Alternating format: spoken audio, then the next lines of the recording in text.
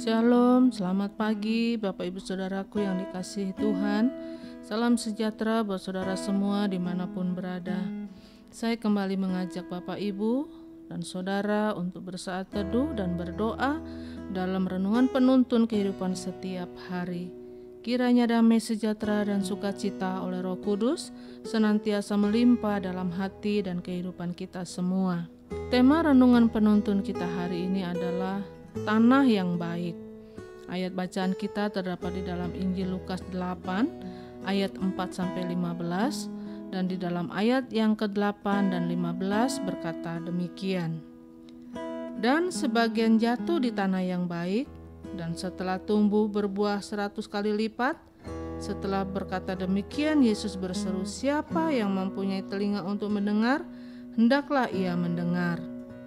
Ayat yang ke-15 berkata, yang jatuh di tanah yang baik itu ialah orang yang setelah mendengarkan firman itu menyimpannya dalam hati yang baik dan mengeluarkan buah dalam ketekunan. Bapak Ibu Saudaraku yang dikasihi Tuhan, apa yang terjadi dengan hidup kita sangat tergantung dengan apa yang ada di hati kita.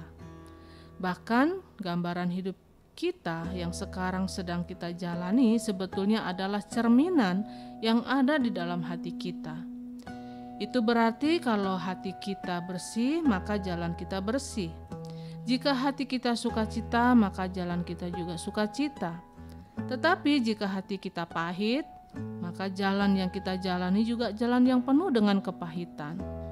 Hati kita seringkali digambarkan oleh Alkitab sebagai tanah.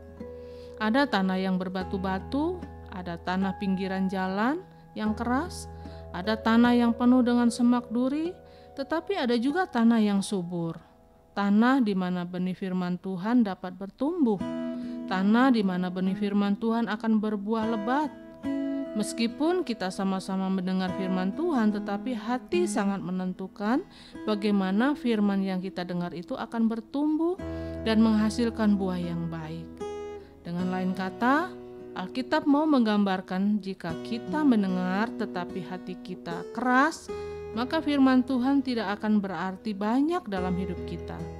Tetapi jika hati kita menjadi tanah yang subur, Alkitab berkata, hidup kita akan berbuah lebat bagi kemuliaan namanya. Hati seperti apakah yang dapat disebut atau dikategorikan oleh Allah sebagai tanah yang baik? Dari ayat bacaan kita hari ini kita bisa belajar. Yang pertama, jika hati kita tidak menyimpan kebencian dan kedendaman. Jika hati kita ada kebencian dan kedendaman, bisa saja kita berada di gereja, dengar firman Tuhan, tetapi firman Tuhan tidak akan bertumbuh dalam hidup kita. Karena firman itu akan terhimpit, karena akan ada penolakan, karena kebencian dan kedendaman akan menjadi pagar yang menahan firman Tuhan untuk masuk ke dalam hati kita. Jika ada kebencian dan kedendaman dalam hati kita, kita dengar firman Tuhan tetapi kita tidak akan bisa praktekkan dalam kehidupan kita sehari-hari. Karena ada sesuatu yang menahannya atau menghimpitnya sehingga firman itu tidak dapat bertumbuh dalam hidup kita. Yang kedua, jika kita tidak menyimpan dalam hati kita masa lalu dan berbagai trauma. Jadi salah satu yang membuat hati kita tidak menjadi tanah yang baik dan subur adalah karena kita terus menyimpan masa lalu dan trauma, sehingga kita terus berjalan dengan masa lalu dan trauma yang menghambat langkah kita untuk maju. Masa lalu sudah lewat, kita tidak bisa tangisi masa lalu kita. Untuk itu Paulus berkata, aku melupakan apa yang ada di belakangku dan mengarahkan diri kepada apa yang ada di hadapanku. Jadi waktu kita sudah ada di dalam Yesus, kita adalah ciptaan baru. Yang lama sudah berlalu. Artinya kita tidak bisa lagi hidup dengan menyimpan masa lalu di hati kita. Berarti hidup kita harus kita jaga.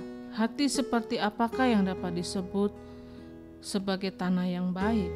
Yang ketiga adalah jika kita tidak menyimpan ambisi-ambisi dunia dan keserakahan. Ada banyak orang seringkali tidak menjadikan hatinya seperti tanah yang baik dan subur. Karena hatinya selalu dipenuhi dengan ambisi dunia, dan hatinya yang dipenuhi oleh ambisi dunia akan selalu menghalalkan segala cara untuk memenuhi ambisinya itu.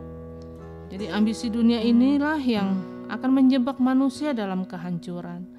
Setiap orang boleh punya iman, boleh punya cita-cita, tetapi ambisi dunia yang bertentangan dengan firman Tuhan pada akhirnya akan menjerumuskan dan menjatuhkan kita ke dalam jurang kehancuran. Karena itu di hati kita harus ada ucapan syukur, harus ada iman, harus ada visi Tuhan agar hidup kita tetap berjalan dalam kehendak dan rencana Tuhan. Jadi Bapak Ibu Saudaraku yang dikasihi Tuhan, jika di hati kita ada kasih, ada firman Tuhan, ada ucapan syukur, dan ada semangat untuk menjadi berkat bagi orang lain, maka hati kita akan menjadi seperti tanah yang baik dan subur. Amin. Mari kita berdoa. Bapa di dalam surga, sungguh kami bersyukur buat pagi hari ini untuk segala berkat anugerah Tuhan dalam hidup kami. Terlebih terima kasih juga untuk firman-Mu yang kami dapat jadikan penuntun dalam kehidupan kami, menjalani hari-hari kami Tuhan. Dan kami mau belajar sebagaimana firman-Mu yang sudah kami dengar pada pagi hari ini. Biarlah hati kami menjadi seperti tanah yang subur, yang siap ditaburi oleh benih firman yang hidup, yang kemudian akan menghasilkan buah yang begitu lebat, dan buah itu boleh dinikmati oleh banyak orang. Dan lewat hidup kami nama Tuhan dipuji dan dipermuliakan. Terima kasih Bapa buat firman-Mu pada pagi hari ini. Jadikan itu menjadi terang bagi jalan kami, untuk kami terus berjalan sesuai dengan tuntunan Tuhan. Di dalam nama Tuhan Yesus kami berdoa mengucap syukur. Haleluya.